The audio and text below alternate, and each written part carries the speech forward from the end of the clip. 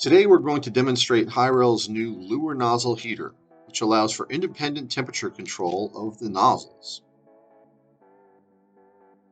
Some users have commented that their material cools too much after leaving the heated reservoir and passing through the unheated nozzle.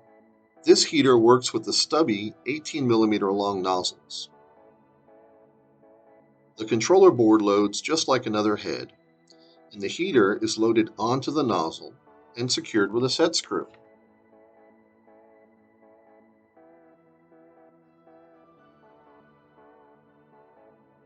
The controller board and wires provide heat and report temperature. Ensure that the controller is properly seated and do not let the wires get kinked.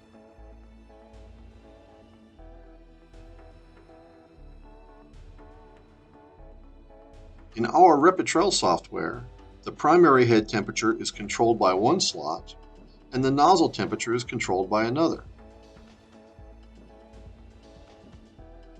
This allows the temperatures to be controlled independently for the nozzle and the head.